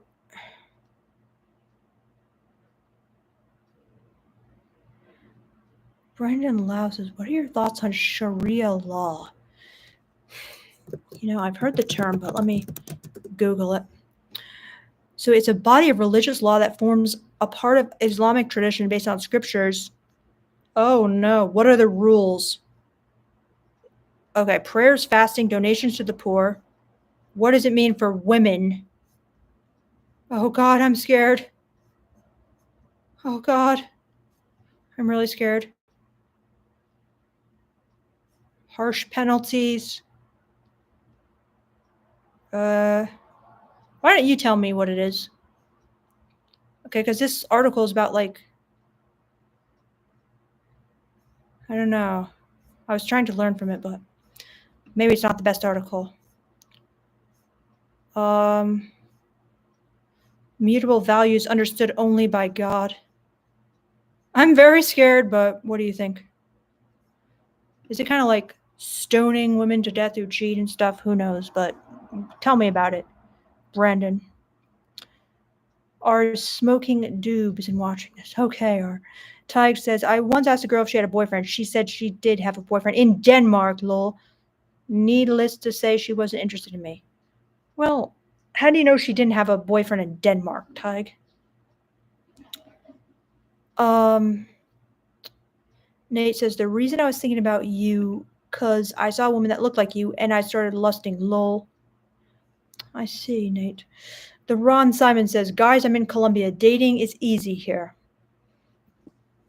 I've heard that. So Hamza says, oh wait, I'm pretty far up. Do women get trauma sessions in feminist gatherings to create a grudge against men? Do women get trauma sessions? Are you kind of saying does feminism traumatize women and create a grudge against men? No, I don't think so. No. However, in the same way, feminist stuff, I'm a feminist, okay? I'm very feminist. And I am a fan of feminist content, but, it can be extremist and it can be polarizing. And it can be kind of only part of the story. And it can kind of make you really angry in the same way that red pill content makes men hate women. You know what I'm saying? There's truth in it, but it's not the full truth, and it can really, get you riled up and angry. So I will say that. So JB says, I worry about daddy issues when I hear therapy, but I know that's pessimistic. Okay, daddy issues are not a thing, JB. Like, seriously, you might have like a conflict in your relationship with your dad, but like this whole idea of like daddy issues, it's very ridiculous, really. So I wouldn't be believing, oh no, what if a woman has daddy issues? That will make her unfit for sex and relationships. Ridiculous. Absolutely ridiculous. So, but, all right. So Lucky Prime says, do you think porn is bad for men? I do not think porn is bad for men. Okay. However, I know that some men can use it to the point where they never date and they have no interest in dating because, well, they have an interest, but maybe they just think it's like easier to watch porn. So it could be bad in that respect if it just makes you unmotivated to actually go out and seek like real world relationships. But, and of course, hopefully you understand that porn is a male fantasy and you actually do some sex education, like reading different books and maybe taking courses that show you like real world sex skills. And you don't just believe everything you see in porn, that you just take it as entertainment. But if you do all that, I don't think it's bad. What do you guys think? I'm sure you guys have a lot of opinions on it. I do agree that for some men, it seems like when they quit, then they're like suddenly insanely motivated to go out and like meet women and improve their dating skills. So it could be a motivator, right? Nate says the sex usually fire if she in therapy. Interesting, Nate. So Noel Alam says, hey Victoria, I have a girl that I like and I can tell she likes me. She gets nervous around me and she says, I love you. But she always has her friends flirt with me. Is she testing my loyalty? What? No, so she literally has her friends flirt with you? So she's like, it's interesting. It's an interesting situation. She says I love you to you, so that's pretty extreme. She's very into you. Could she be some kind of cuck queen and she just enjoys seeing her friends flirt with you? Or yeah, it could be she's testing your loyalty. Pretty interesting girl there. Pretty extreme, but who knows, Noel? You tell me. You tell me. Do you think she's testing your loyalty? I mean, have you asked her straight up? Like, what the hell is this about? I'm into you. Why are you having all your friends flirt with me? You know you're the only one for me. Do you say anything like this to her, Noel? JB says, my last girlfriend was kind of crazy. That had me traumatized. Ever heard of borderline personality disorder? She had that. Yes, I have heard of borderline personality disorder, JB, and that is not good. All right. Yeah, that you want to avoid that at all costs. So, yeah, I can understand why it traumatized you. That is scary. Scary stuff. Read this book, 5 People Who Can Ruin Your Life, JB. It goes into borderline as one of the 5 people who can ruin your life. So, it makes sense that you're kind of nervous. Yeah, try to. And I read by the same author of 5 People Who Can Ruin Your Life. I read this book, Dating Decoded, or is it called Dating Radar? Either Dating Radar or Dating Decoded, but it's in my Amazon shop of like the books I recommend. But it basically shows you how to avoid and detect people who have borderline personality and the other people who can ruin your life. Borderline is the best of the 5 in this book, in that people with borderline, they actually can get therapy, they can change, they can heal sometimes, whereas the other ones, they're basically never going to change. But yeah, that's scary. R says, yeah, wow, BPD is hectic, bro. You're telling me, yeah. The Ron Simon said, my BPD almost killed me. Wow, Ron Simon. So explain that. Tell me that. How did that happen? So Gearhead says, I am 28. If I want to date 18 to 19-year-old girl, is that creepy? Your opinion, and should I care for what society thinks? Well, let me ask you this. You're 28 years old. Why do you want to date teenagers? Teenagers only. I feel this is creepy. It is creepy to women. It's a little weird. Okay? Why don't you date someone your own age? Why don't you date someone, anywhere from 30 to 24 or something like that, or from 40 to 20, okay? Something like that. But, why are you trying to go after literally barely legal girls who are still in college, who is a freshman in college, and you're basically almost 30? Yeah, people kind of see it as creepy, but ask yourself why? Why, Gearhead? I mean, is it just like you're kind of brainwashed by the red pill and you're thinking, oh, but women hit the wall at 22 or whatever? Or are you thinking, oh, but if she's 18, I can mold her into my dream submissive woman? Or are you thinking, oh, if she's 18, she's probably a virgin and I need a virgin so badly because if she has experience, she'll never pick me. What is it, Gearhead? Let us know. Willie says, I agree with what you said about being Sigma. Would it be bad if I aimed to be Beta instead? I don't want to have to look smax to become Alpha.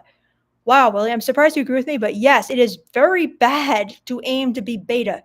Do not aim to be Beta. Definitely not. All right? You don't want to have to look smacks to become Alpha.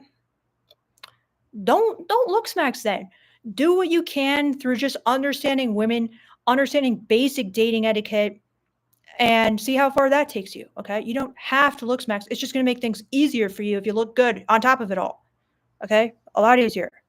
But if you have like a hard line against look smacking, fine. But don't try to be beta. No woman likes beta guys. Women are trying to avoid beta guys. They're repulsed by beta guys. Okay, and Sigma guys, they're basically beta. So yes, try to be alpha, not in the Andrew Tate way, but in the way that's women actually like you because you understand basic dating etiquette, you understand women, and you look good. So Floyd says, good looking people can also be perceived as vain, dishonest, and manipulative. Double edged sword, says Thorndike. How about your opinion of black cat or golden retriever? All right, so the black cat, golden retriever. I mean, it's just kind of like a fun personality thing. Like black cat, it's like usually hear it like a girl, right? And she's kind of introverted and maybe like shy and I guess cat-like in other ways. And then the golden retriever is like a guy who's like really positive, enthusiastic. Yeah, whatever. I guess. What do you think of it, Willie? I mean, sorry, Floyd. My bad. It's. I don't think you need to be like striving to be a golden retriever, striving to be a black cat.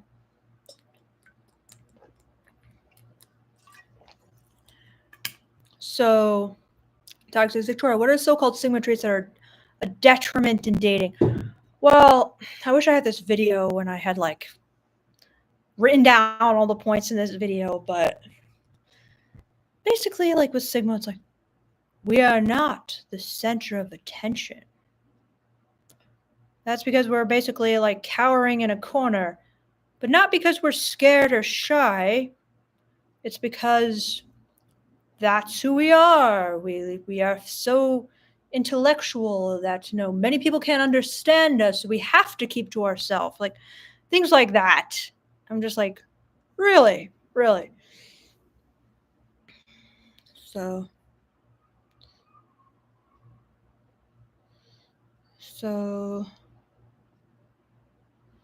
what is this rotsmaxing, Brandon? What does that mean? Explain that.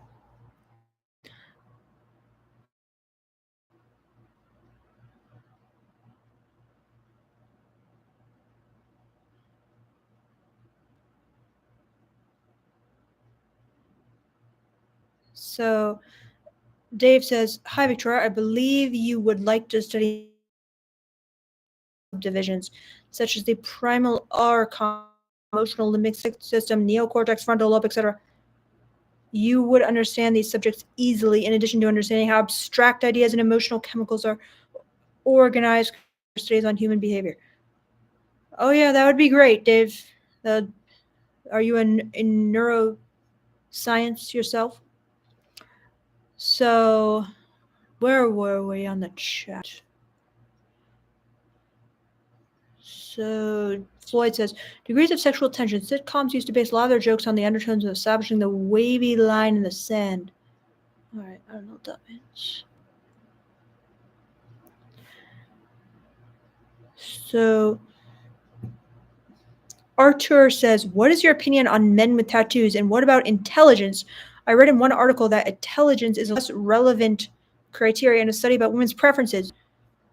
Well, okay, there's this guy, and suppose I see him on TikTok sometimes, and he is some kind of PhD student studying the science of attraction. He just talks about all these different studies, and I actually saw one today from him where he was saying men think women like tattoos, but actually women don't really care much about tattoos. Yeah, personally, I only like a certain tattoo, very certain look with tattoos, to be honest. And I don't like a lot of tattoos. I feel like on some guys it kind of works, but on other guys I'm not a fan. Personally, what about intelligence? Intelligence is very big for me. I really like intelligent guys, but as a population, do women like intelligence the most, or is it more or less relevant? I haven't seen that study, but personally, do I like intelligence? Yes, I do. It's very important to me. In fact, it's probably my top criteria, or at least one of the top.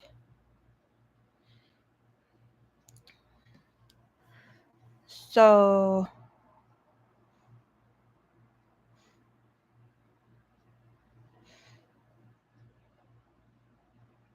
Tig, interesting about borderline. At least they're into you half the time. Indeed. CVS says some guys might want to date younger girls because they lack experience, so they're hoping the girl won't have too much experience for them. Yes, CVS, but this is a very bad attitude. Instead of trying to date girls who don't know any better, try to level up your own skills. Okay, and it's not going to be hard, trust me. I just read a fantastic book I really recommend to you guys, and it's called Becoming Clitorate. And it talks about the statistics of the sexual inequality when it comes to the orgasm gap. And trust me, not a lot of girls are having orgasms. So if you can do that, read this book, Becoming Clitorate, and you'll be ahead of literally 99% of guys. Well, at least 95% of guys. So, yeah. Don't worry about virgins. Just literally read some books on sexual skills. And a fantastic one that I just added to my Amazon store for it's not like I'm selling them. I just get a tiny commission or whatever if you buy them from my Amazon store, but it's all the books that I really like. That really the best of the best. This Becoming Clitorate was fantastic. Levi says, I find a lot of psychological concepts like BBD very stigmatized. The label and concept is imperfect. I encourage to do research. There are some good critiques on these concepts. Yes, I've kind of heard just little inklings of this, Levi. I didn't do too much research on it, but yeah, I've heard that, for example, they used to just kind of throw all girls in this category. Like, anytime a girl had some kind of issue, they're like, oh, she's probably BBD. The concept is imperfect. Interesting. Do you have any good articles about it, Levi? Noel says, no, I never told her that. I'm only into her because I'm secretly into her friend too. The reason I like main girls because she's my type physically, and she's a bit of a dry texture. Her friend excites me though. Okay.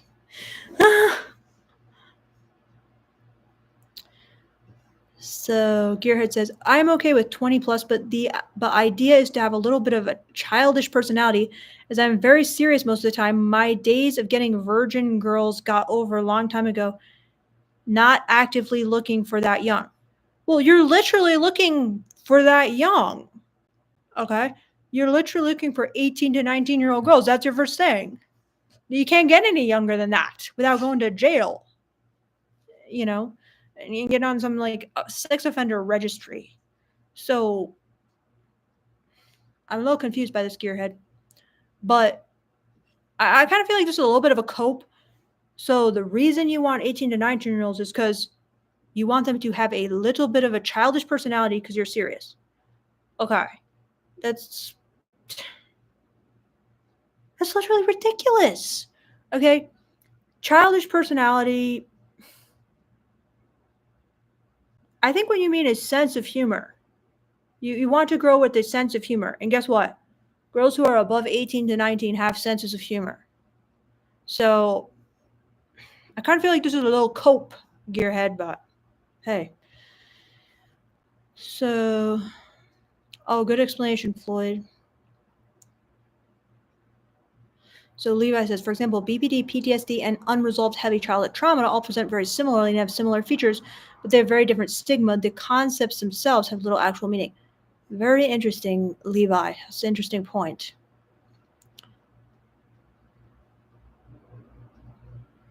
So it could be all one kind of movement or set of features in a person as a reaction to heavy traumas, but psychological authorities all disagree, and public conception is very lacking in general.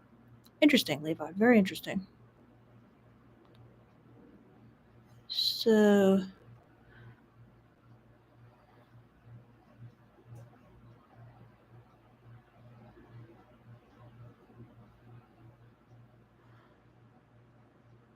I can post a link to a former therapist's critique on the concept of BPD.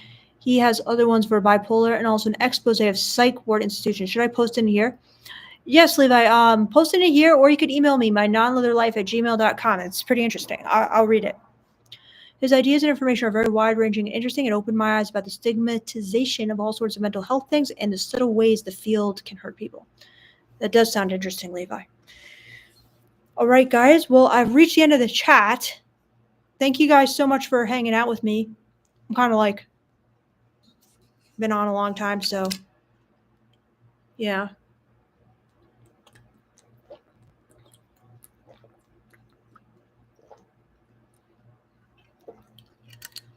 Jack Floyd says the borderline woman would flip personality from hot to cold instantly. Yeah, that's what I've read about him, but Levi may educate me more on this. And I actually know someone intimately myself who's borderline, not Beardo. And I've seen the vicious attacks that you gotta know someone who's borderline to believe it. That people like this exist. So yeah, but Jack says, are you still with your boyfriend? Yes, I am. Beardo, did you get married? No, we did not. JB Wells says, borderline rage splitting. Yep, that's what I've heard, JB. It's scary. It's crazy. You don't want to be their target of blame.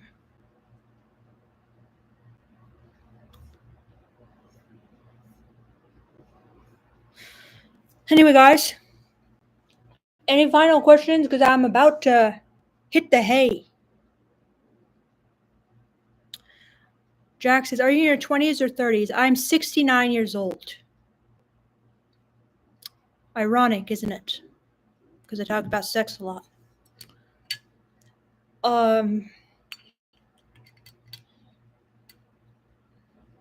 Levi says, thanks, V. His broader messages about trauma and recovery, including exploring the real roots of psychological disorders in many ways and with many examples being unresolved trauma. That is interesting, Levi. This guy seems like he's got a lot of interesting ideas.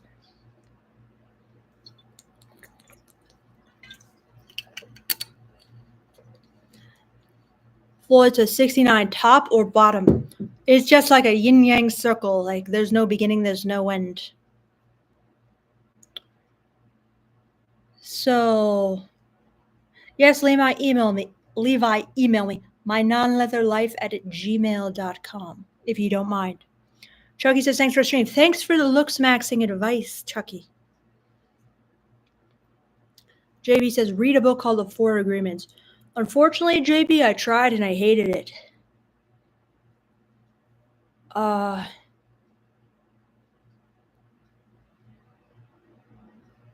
So, Margarita, are you a girl? Why girls don't give their phone numbers even if they like you? They probably don't like you that much. You probably haven't crossed the threshold into I like you enough to want to either hook up with you or possibly consider a long-term relationship with you. They might like you, but not that much. Tyke says, my friend's mother is BPD. She called the police and mental health services on him for attacking her. He says he never touched her. She attacked him.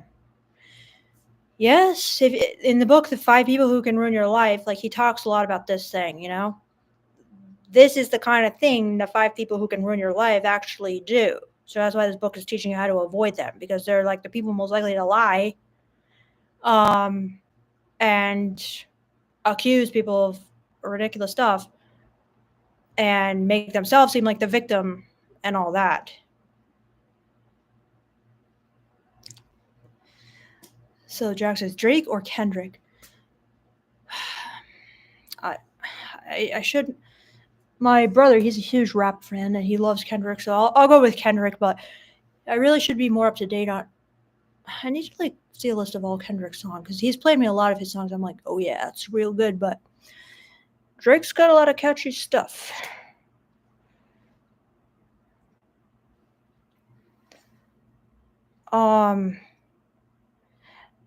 Oh, Levi, just post his channel in here because you never know. Someone might click on it and learn a lot.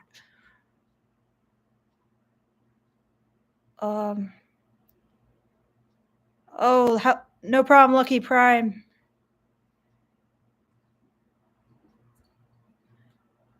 So, anyway, guys, well, what should your homework be? I usually give you guys a looks maxing homework, but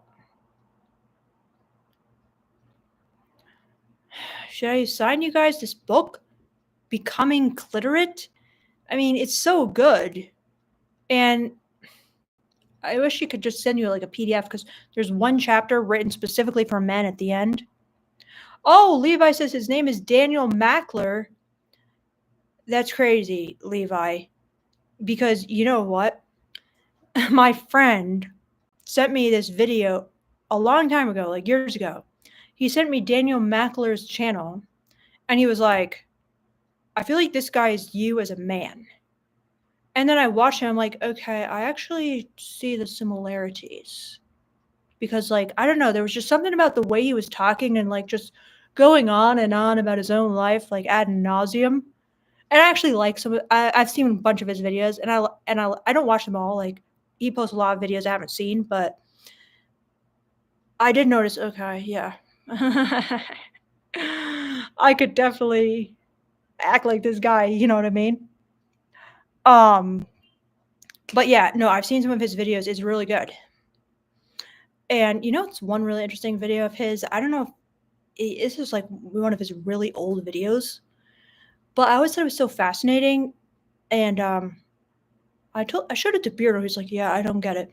But he basically has this footage of Hitler speaking. Okay. But then he kind of does like subtitles, and the subtitles are if like Hitler actually had the insight to understand like his trauma and why he is the way he is and apologize and kind of like basically it was so fascinating to imagine like a person like that who clearly had, you know, malignant narcissism to say the least. Perhaps you wouldn't like that term, but you know, sociopathic to say the least, right? Are we allowed to say that? Like, kind of be introspective, be vulnerable, and take accountability. I don't know. I thought it was really an interesting video. I don't know if you've seen that one. But so Jack says, "Are you a fan of Taylor Swift? I'm going to her concert." Jack, I'm so jealous. Yeah, I'm a fan. I'm not like a fan to the point where I know all the lore, I know every single lyric, but I am definitely a fan. I'm just not like a highly obsessed fan, but I do like a lot of her songs, really admire her. Wish I was going to her concert so bad. So what country are you going to her concert in, Jack?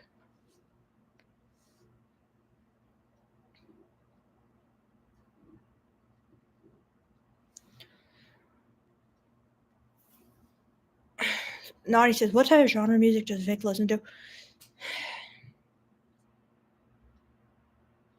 Good question. Good question, Naughty.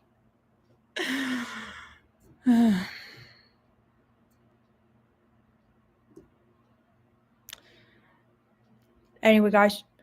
Well, thank you so much for hanging out with me. I really enjoy hanging out with you. And you guys can always email me, my nonleatherlife@gmail.com. I'm not saying I am the best at responding. I do respond to a lot of them, but sometimes it might take me a while. But I still love receiving your emails. You can also get consultations. I should really just like post the link here, right? Candy, okay. If you want. No pressure, guys, but they can be very helpful.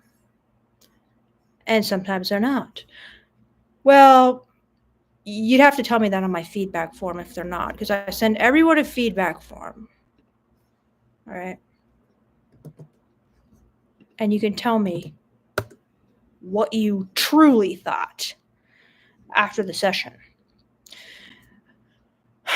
Generally, reviews are good. All right. But if you get anything less than perfect, you get a failing grade, according to Dr. Burns. So, anyway, guys, I'm rambling on. So, goodbye, everyone. Have a wonderful day, evening. I hope you have wild, crazy intimacy with a partner you find devastatingly attractive, whether that means in the shape of the two circles in the triangle or the brain. All right? Anyway, guys, have a wonderful day. Goodbye, and thanks so much for being here. And thanks so much to all my super chatters. I really appreciate you guys. Goodbye, everyone.